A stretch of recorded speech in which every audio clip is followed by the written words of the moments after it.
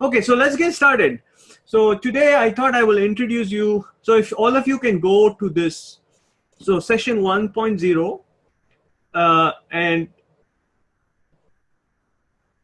there's two modules that we want to do, functional programming and recursion. Okay. So let's spend a minute on functional programming, then we'll start writing code. Okay. So if you click on functional programming, so one reason why I'm walking you through the website and everything is I put all this material here. So you should be able to, after the course, you should be able to go here and all the materials are available, right? So you can read, there are some exercises to do. So I asked earlier that you guys are committed to putting some time to practice. This is essential, right? 1 or 2 hours during the week. So if you go to the website, you should find all the material there. If anything is not clear or whatever, let me know, okay? So Cassandra will explain this quote. At least she will tell us who is John Locke. Well, sure. He's an Enlightenment philosopher, known for his ideas about knowledge and education too. Yeah. So yeah, I remember I read him on his ideas about education, and I think one of his big messages was very positive, that yes, you can always go on the right path with enough practice. And in this quote, by steps, right? By steps, you can end up in with a positive skill. Yes. And more knowledge. Yes. So I want to share with all of you that this amazing field, Eastern and Western philosophy, right? There were people, it's hard for us to imagine today, but there were people who spent their entire lives trying to understand why we are here, what we should do, what's the meaning of everything, what's the relationship between humans and the world around them, what is science, what is just try to make sense of everything, right? Very, very broad. Like the further back we go in time, the questions that they attacked were very broad, right? They want to know everything. As we go further and further, we get more and more specialized philosophers, get narrower and narrower and narrower. And in fact, today I find some parts of philosophy a disappointing study, right? Because it's so narrow and too complicated. So if you are interested, you can ask Cassandra for good references. But each one of these guys' stories is absolutely spellbinding, right? In some sense, we live much more narrow lives than these people. So John Locke is one of those guys who came up with some really beautiful thoughts. And here's one of his thoughts. If you read this, you will see he's talking about this idea that how can we exert power over how does the mind work and how can we make it more powerful, right? And he says, okay, we'll break things into simple ideas, right? Then we'll bring two simple ideas together, right? And then we'll separate the idea from other ideas, right? And all these kind of concepts. I want you to think about this a little bit more, but really once we understand how we use functions in programming, it's a very concrete realization of what Locke was talking about. So in some sense, you can think of a function in programming as encapsulating an idea, right? And it's actually separated from other functions, right? It's isolated and encapsulated. And then we can combine ideas to make bigger ideas, right? Very, very powerful concept. It's a very simple concept once I say it like this. But I think when you encounter a new problem, it's very hard to understand how to break it down, right? And this quick skill of looking at a new problem space and figuring out how to break it into smaller pieces and solve the smaller pieces and put them together is extremely powerful, okay? So that whole idea is developed into an entire programming style called functional programming. I want to contrast functional programming with object-oriented programming. We'll talk about this later in the course. The first part of the course, at least, I want to focus entirely on functional programming. In order to do functional programming, all you need to do is to understand functions, right? So it's very simple to get started, okay? So what shall we do? So now we're going to start writing code. As I said, I promised this code was about practical Python. So it's all about writing code. So let me just introduce a problem and then we'll switch to our code writing solution, okay? So we want to start by writing a simple function to sum numbers from A to B. Right? So if A is 1 and B is 100, I want to add up all the numbers between 1 and 100. Okay? Any question or any questions about this question? Easy, right? Everybody's like, show me the code, I'll write it. Okay, so let's go write it, okay? So you click on the course tab again, there should be a lab at the bottom of the class. Do you see it? 1.3 section. So you click on section 1.3, all the code for this particular session is inside this lab. So it might take a minute. Do you have it? Does everyone have it like something like my screen? It might take a minute. It's a little slow. But once it loads up, it's fine.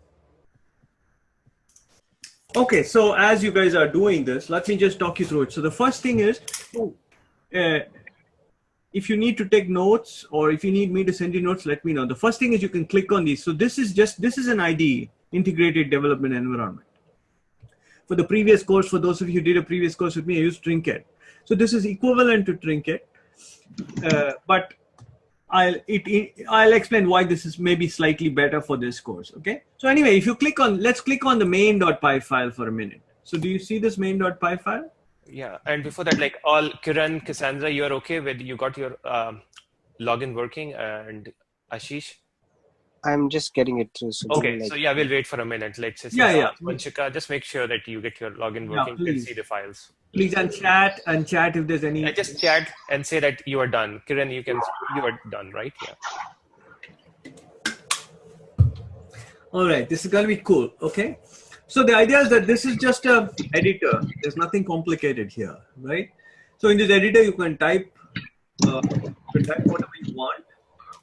Later, you can play with it and set it up the way you like. So for example, if you want to, let me see. Yeah, I'm good now.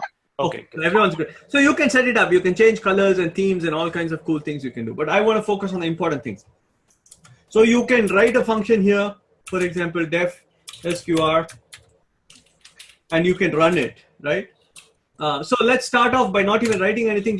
So the first idea is once you click, but please remember this, mildly annoying. When you open this up first time, you must click in a file before the buttons on the top become enabled. Okay, there are two buttons, run and test, and I'm going to talk you through both of those buttons. If you click the run button, it runs this file called main.py. Okay, so let's just click on run and tell me if it runs something for you. You should see some number, some output like this. Yeah, everyone, it works for everyone? Okay, so basically here we have a simple Python development environment. Every time you click the run button, it's going to submit this main file to Python, okay, on the server. Whatever responses come back from Python is going to show up here below. Simple, right? Now let's talk about this. So you see this is the first feature of this IDE is that it's structured to allow us to have multiple files and work on them. So what I've done for this class is we're going to talk about higher order functions. So we're going to work on this in a minute, but I put all the code related to higher order functions in this file. Okay, this file is called hof.py. Yeah, just update me once it reloads. Okay, I will just keep talking. So basically there are folders here. Okay, so there's a source folder and there's a test folder, and you can ignore this test submission folder for now. That's just for the instructor. Okay, so just two folders you should see, source and test. Okay. Yes, the root has got populated with source, test, and init.py. So I think it's better now. Yeah, it's better now. Yeah, exactly. Source, and in source you should see three files. Everybody has four files, but leave the init for now. You see these three files? Okay, so let's spend a minute looking at source. So the idea is this: main.py is what gets run when we do the run button. So let's focus on that for now. Okay, so let's do a quick test right now. Maybe open hof.py, and on here there's a function here called sqrn. Does everybody see this? Yes. Okay, what does this function do? The square of a number. Okay, this function computes the square of a number, right? So let's go to main.py, and you can comment out all this if you want, or you can leave it here. Why don't we run that file from here? Why don't we compute the square of, I don't know, 6? What is the square of 6? 36. Okay, let's compute it. Print it out. So print it on the main, Vijay? Yeah, right here. So follow my code, okay? So I want to print out the square of 6 here, okay? So I'm going to basically write here the square of, so if everybody doesn't know, I'll do a quick refresher, right? So I'm creating a string which is going to produce the output I want. and I'm going to use this Python idea of using format method, right? So the square of, and it's a blank. I'm going to fill up this blank in a second, is, and then another blank, right? I'm going to fill up these two blanks. So the square of 6. So if I do dot format, this is just a review for people who already know this, just keep on writing it. So you put the two numbers here. So the square of 6 is, now the interesting part, where is this function called square defined? This function called square is defined in the file called HOF. Okay? Later I'll explain why I call it HOF, higher order functions, but I'll explain it later. Okay? So it's in the file, it's just a file name for now. The file name is called HOF. Inside HOF is the function called SQR. So basically I have to do HOF dot SQR, and then we can pass in the number 6. Okay, so if you have created this line, now if we run main, we should see this first line. Do we see it? Does everyone have this? Don't rush, take a minute, do it, ask questions. Okay, it's basic, but it's important. Once we get through this, then you can use this very importantly. Take your time, slow me down, okay? Or speed me up.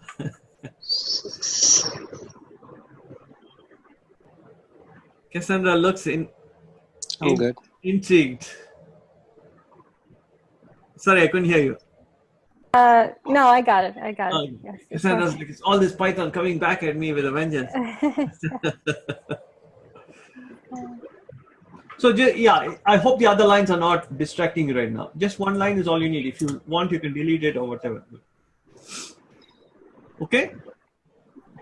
Everybody has a square of some number? Yeah, okay. So what is the moral of this particular experience? The moral of this experience is we can have multiple files. We can write code in multiple files.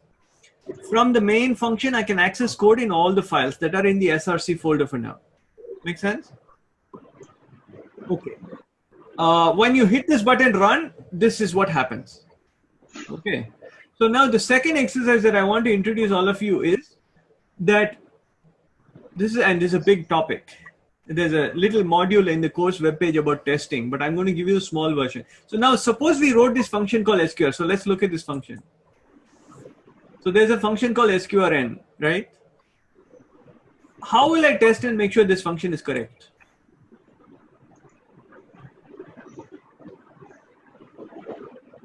How will you write a code where you know the result, and that's what you pass it that to this okay. So code, now, and you just test it out. Yes. So now I will make a few comments, but it's really important, right? This idea. So first I'm going to tell you the pros, and then I'm going to challenge you with some difficulties. Okay. The idea that you can write another program to test a program is a cool looking idea.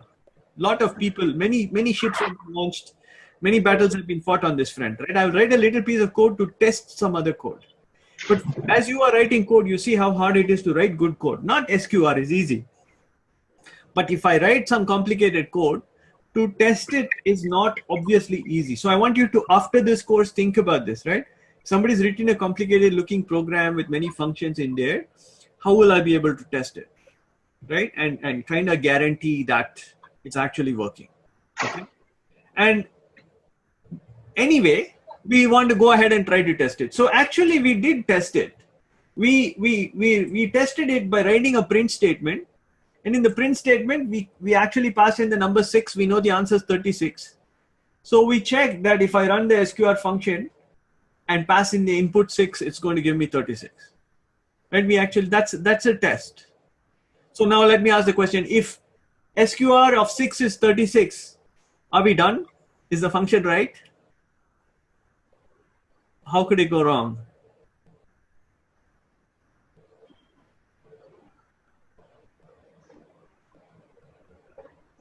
How do you really know just from one example that it's From working? one example, exactly. We don't have a theorem yet. We just have one example, right? And you can ask questions like, what if I put 6.2 in there, right? Or what if I have 1,000,000? Is a big number going to work? What if I put 0 in there? So you can see testing is not obvious. I just want to put that thought in your mind. It's not just one line, yeah? One line, that's where we get lazy and we do one line and we go away and then later something breaks because we haven't tested it carefully, okay? So I just put a little tip of the iceberg to say there's a big field of testing. And inside that, what we're going to do is today, we're going to say this IDE allows us to run tests, write and run tests. So I'm going to show you how shall we write and run a test here. So the way we write and run a test is basically to write another function. Okay. So let me just show you what is here. So the important thing here is, you see this line here where I say import unit test. Unit test is actually a Python-based framework for testing. When you go to the course website, there's some links there. If you want to read more about testing, you can go follow those links, etc. But more importantly, I want you to come back to me with questions next time, and we'll talk about testing and discuss it more. Okay. But right now, I'm bringing in this library called unit test. And unit test is supposed to help me, and you'll tell me later if it's helping or not. Okay, unit test is supposed to help me write tests. So how do you write a test using unit test? So I'm going to say there's one line here that you can just copy for now. You don't have to change for now. So it creates what is called a Python class. And we're not discussing classes, but anyway, it's here for now. All you need to do is inside this function here, you need to write a test. So for example, we can say def. And no, remember, it has to start with the word test. So we will say test SQR, and you have to pass in a keyword here called self. So this part you can just copy, okay? So let's just do it like this, test SQR self. And then inside this is a function. So inside the function, what you do is you take this. So this is the basic stub that you use for any testing code, okay? You say self.assert equal. So now I'm going to make this is all syntax. Now let me make the important thing. A test is nothing but a statement that the left-hand side is equal to the right-hand side. Okay, I said something very powerful and very useless also, right? If something is equal to something, then that's a test, right? We're checking if something is equal to something. So this assert equal is only capable of checking if something is equal to something else. It's up to us to put something useful inside this assert equal. So what will we do here? We would say 6 is equal to, no, 6. What is the square of 6? So that's 36, right? So we will say 36. Okay, actually somebody can help me. What should be on the right hand side here? Left hand side is 36. I want to test the function SQR. What should be on the right hand side? 6. hof.sqr6. Yeah, hof dot. So we want to get the function from called SQR, and we should pass in the number 6 here, right? If it calculates, it should give 36, and this test will pass. Make sense? So now to run this test, what we do is, once you've done all this correctly, what we do is you see on the top there's a button called test. If you run this button called test, it will run this thing. Okay, and there are a lot of tests in here. Somewhere, if you carefully read through this, you will see, what do we call it? You will find ours is probably the first one or something. Yeah, test SQR. Can you guys see this output here on my screen? A little small maybe, but can you see it?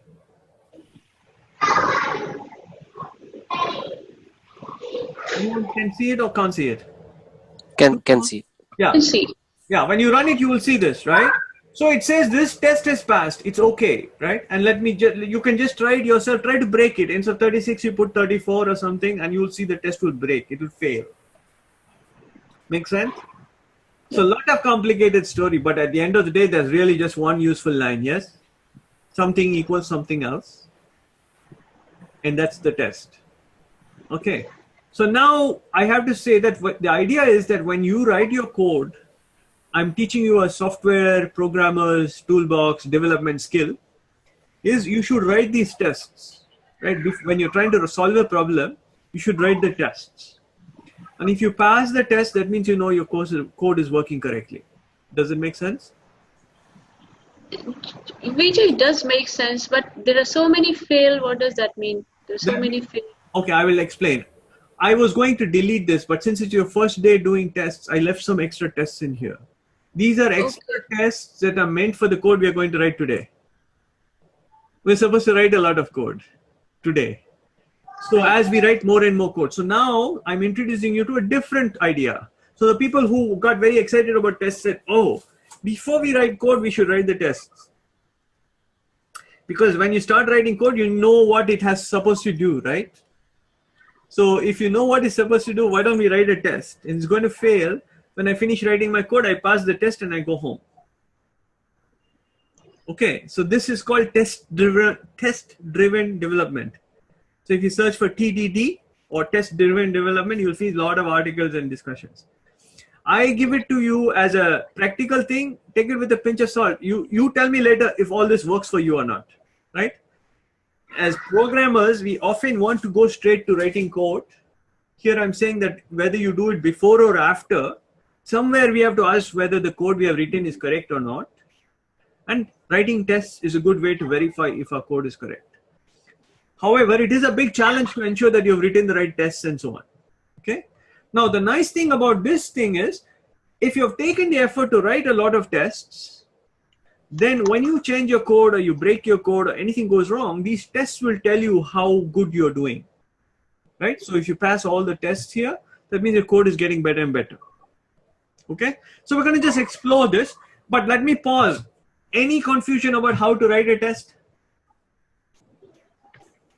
No. Well, yes. I have a question. Yes. It's still only testing one answer, right?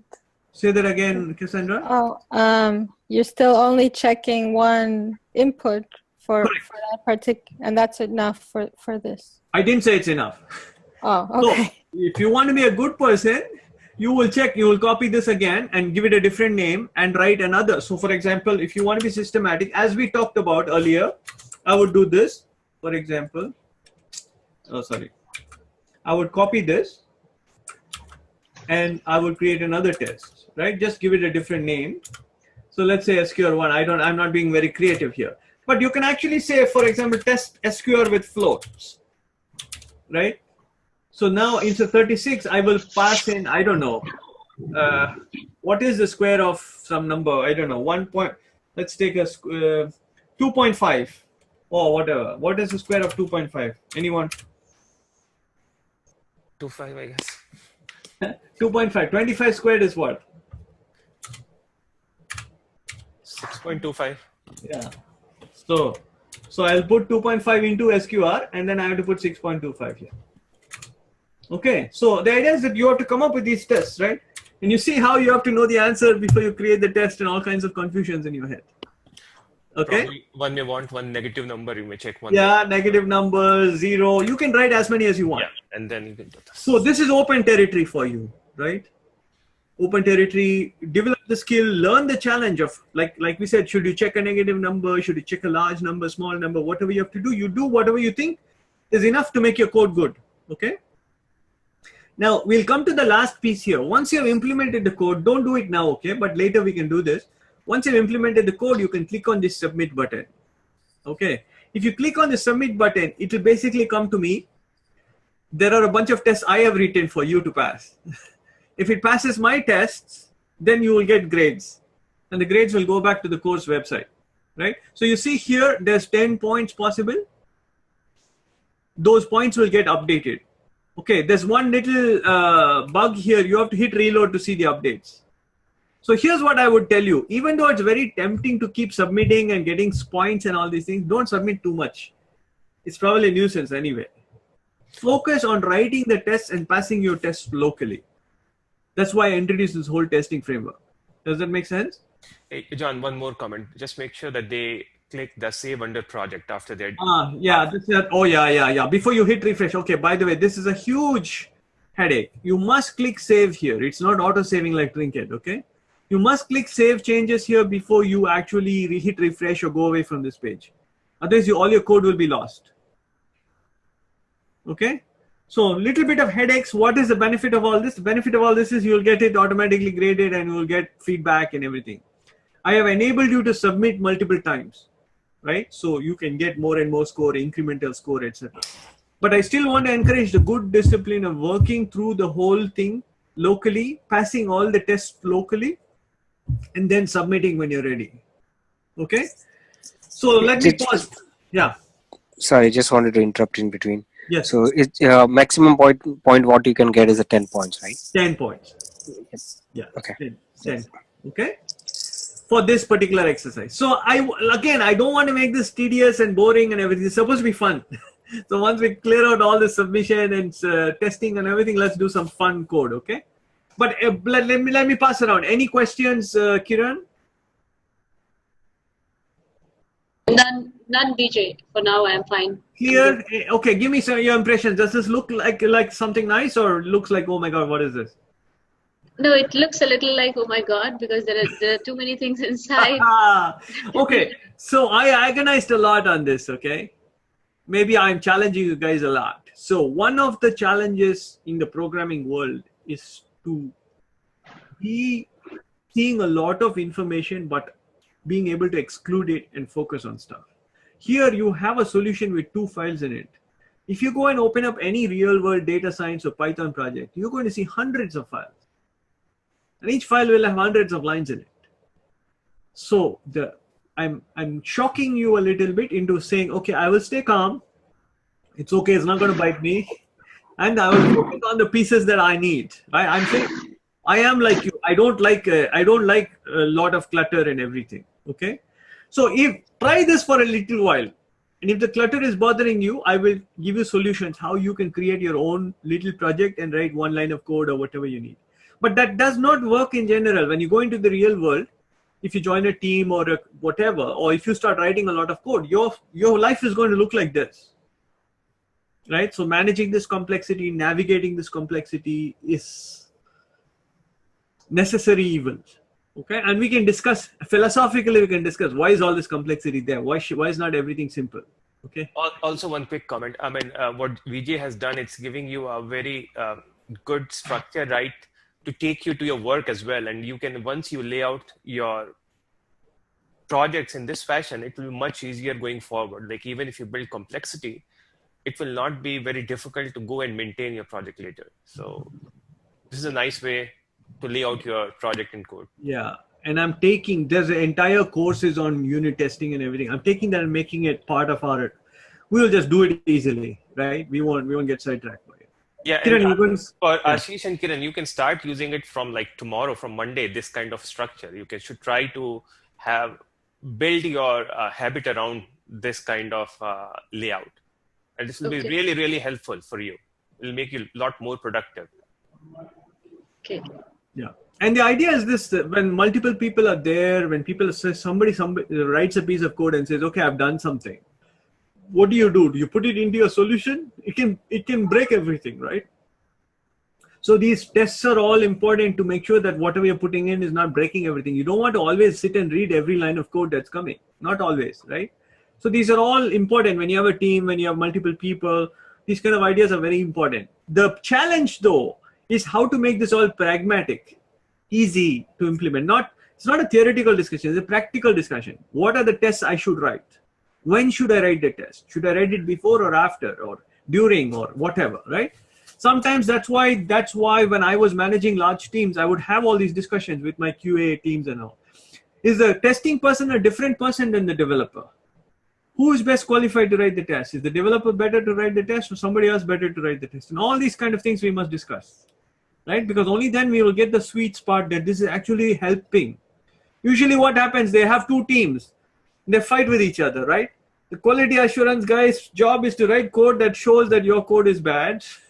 The developer's job is to show that the testing guy doesn't know anything, right? So it's just a total mess, right? And the theoretical problem of how shall I make sure to write good tests remains unsolved, right? In particular, Cassandra will like the philosophical implication of this. If I write a test to check a code, what is the test to check the test? Right? Somebody has to write a test to make sure the test is right? Otherwise, if the test is broken, what's right? And that's an infinite chain. Right? So even theoretically and logically, there's no conclusion. So whenever I hire a QA engineer, I'll ask this kind of questions. What is the minimal set of tests? How do I know a test is right? And most people cannot answer these basic questions. Right? I mean, of course, there's no perfect answer, but at least you've thought about it. So I want all of you to think about these abstract things. Okay. So for us right now, it's practical. Okay. Philosophy, one with a cup of coffee, or when you go for a walk, you think about all these questions. Now we're going to write code again, right? So in simple thing, you create a test. It has to unfortunately start with the name test underscore, and it has to have the self parameter as a parameter to this function. Inside the function, you can write an assert statement. Something equals something else. That should be more than enough for you to get started. So